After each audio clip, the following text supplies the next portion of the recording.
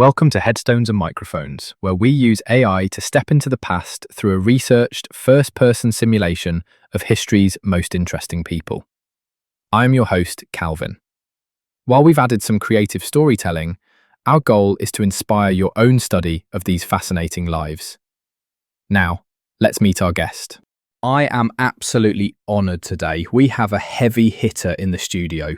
For those who may somehow not know who you are, who are you? Hi, Calvin. I'm John Fitzgerald Kennedy, though most people just called me Jack. I had the distinct honor of serving as the 35th President of the United States. It is truly a pleasure, Mr. President. Let's take it back to the very beginning. When and where were you born? I entered the world on May 29, 1917. I was born in our family home on Beale Street in Brookline, Massachusetts. And what was your given name at birth? It was John Fitzgerald Kennedy. Is there a story behind your birth name? It was a tribute to my grandfathers. John came from my father's side, but the Fitzgerald was for my maternal grandfather, John Honey Fitzgerald. He was a legendary figure in Boston politics, having served as the mayor of Boston. My parents wanted to weave those two legacies together. Growing up in Brookline, what was your hometown like?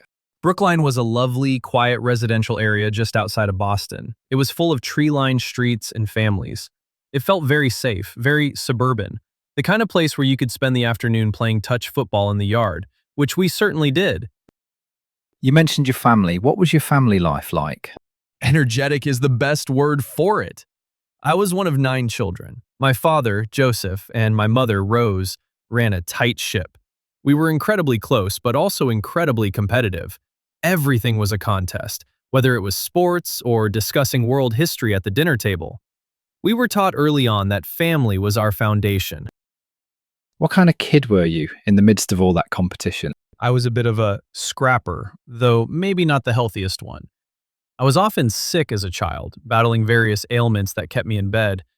Because of that, I became a voracious reader.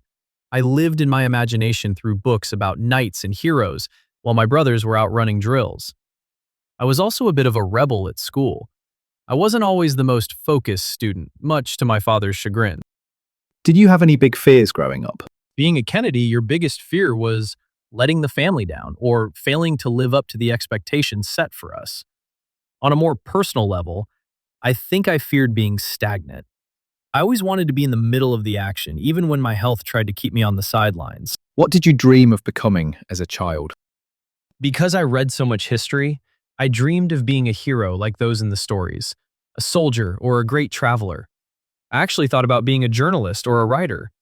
Politics wasn't my first choice. That was supposed to be my older brother Joe's path. What were some of your favorite activities in school? I loved history and English, naturally. I also played football and was on the swim team at Harvard. I wasn't the biggest guy on the field, but I had a lot of moxie, as they say. What was your first job? My first real professional foray was in the Navy during World War II. But before that, I worked as a journalist covering the establishment of the United Nations and the elections in Great Britain. I loved the fast pace of the newsroom. Was there a moment where you realized you were different from everyone else? I don't know if I felt different, quote unquote, in a superior way, but the experience of PT 109 in the Pacific changed me. When our boat was rammed by a Japanese destroyer and I had to lead my crew to safety, swimming for miles with a life jacket strapped between my teeth to pull a wounded man. That made me realize I had a level of endurance and leadership I hadn't fully tested before. What's a decision that changed everything for you but felt small at the time? Deciding to run for Congress in 1946. I was young, I was a war hero, and I was filling a void left by my brother Joe. It felt like a natural next step, but it set the trajectory for the rest of my life. What was your biggest break? The 1960 televised debates against Richard Nixon. It was the first time the American public could really see the candidates in their living rooms. I felt comfortable, I looked into the camera, and it bridged the gap between being a young senator and looking like a president. What were your biggest struggles before success? My health was a constant battle. I had chronic back pain and other issues that I had to keep private. I had to project strength and vigor even when I was in a great deal of physical discomfort.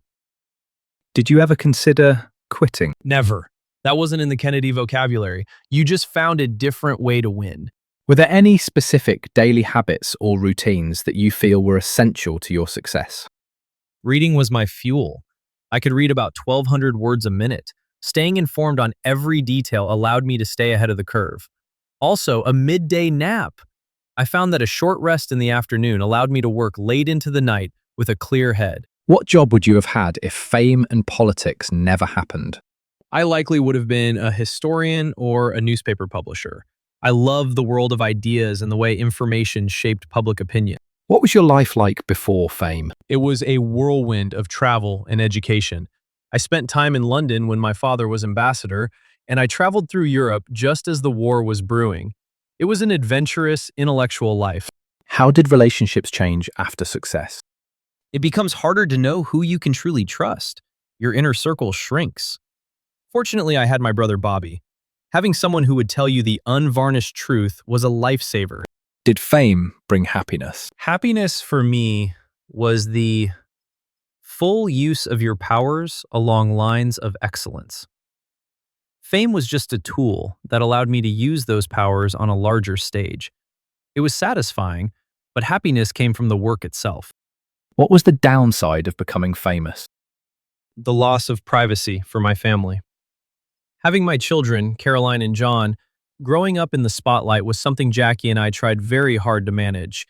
You want them to have a normal childhood, but normal is hard to find in the White House. What misconceptions did people have about you? Some thought I was just a, quote, rich kid playing at politics. They didn't see the hours of study, the physical pain I managed, or the deep seriousness with which I took the Cold War and civil rights. What was your darkest moment? The Bay of Pigs. It was a failure early in my presidency, and I had to take full responsibility for it. It was a humbling and sobering lesson in leadership and the weight of the office. What past regrets did you carry?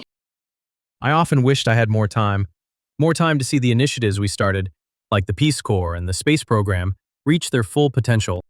What's something people misunderstood about your life? People saw the Camelot image, the glamour and the ease. They didn't always realize that every step of that journey was calculated, debated, and fought for. It wasn't magic. It was hard work. Tell me about a time when everything went wrong and how you handled it. During the Cuban Missile Crisis, the world was on the brink of nuclear war. It was the ultimate everything going wrong scenario. I handled it by staying calm, listening to my advisors, but ultimately trusting my gut to find a diplomatic way out rather than rushing into a conflict. Did fame and fortune change your life? It provided access, but it also provided a platform. I always felt that because much was given to me, much was expected in return. What personal battles were you fighting privately? As I mentioned, my health. I wore a back brace almost every day. The public saw me playing touch football, but they didn't see the crutches I used when the cameras were off. Who had the biggest influence on your life? My father for his drive, and my wife Jackie for her grace and her ability to bring culture and history into the forefront of our lives. What was life like in your final years? My final years, or months really, were incredibly intense. We were navigating the civil rights movement and the escalating situation in Vietnam.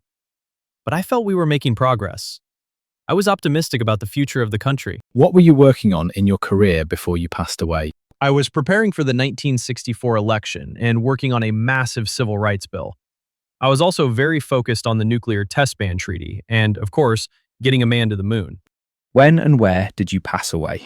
I was shot and killed while riding in a presidential motorcade on November 22nd, 1963 in Dallas, Texas. I was 46. What's a random fact about you most people have never heard? I was a huge fan of James Bond. I actually helped make Ian Fleming a bestseller in the States because I listed From Russia with Love as one of my favorite books. What's the craziest rumor ever told about you? Oh, there were plenty. But the idea that I was just a puppet for my father was always one that made me laugh. He was a strong man, but I made my own decisions. What was your most unique habit? I was a compulsive doodler. If you look at my notes from meetings, they are covered in drawings and scribbles. It helped me think. What was your favorite food? New England clam chowder. You can't take the Boston out of the man. Did you have a favorite restaurant? Union Oyster House in Boston. I used to love sitting in the upstairs booth and reading the Sunday papers. What was your favorite book? Melbourne by Lord David Cecil. It's a biography of the British Prime Minister, and it taught me a lot about politics and human nature. Did you have any known rivalries? Richard Nixon was my primary political rival, of course. It was a respectful rivalry for the most part, but we certainly represented two very different visions for America. Tell us a story nobody talks about. When I was in the Navy, I actually shared a bunk with a future Supreme Court Justice, Byron Whizzer White. We were just two young guys in the service, never knowing where our paths would eventually lead us. What's your funniest behind-the-scenes moment? I remember once during the campaign, I was so tired, I accidentally started giving a speech to a group of people who weren't even there for the rally. They were just waiting for a bus. I just kept going and shook all their hands anyway. Did you ever prank someone? My brothers and I were always pranking each other. Whether it was hiding clothes or rigging a sail on a boat, the Kennedy household was never safe for the unsuspecting. What was the most outlandish purchase you made? I wasn't much for things, but I did love my sailboats. Investing in a good boat like the Victura was the best money I ever spent. What advice would you give people chasing success? Don't ask what the world can do for you. Ask what you can do for the world. True success is found in service and in the courage to face your challenges head on. Mr. President, this has been an incredible journey through history. Do you have any closing remarks about our interview or the stories you shared that you would like to share with the listeners before we sign off? I just want to say thank you for the opportunity to reflect. History is a relentless master, but it is also a great teacher.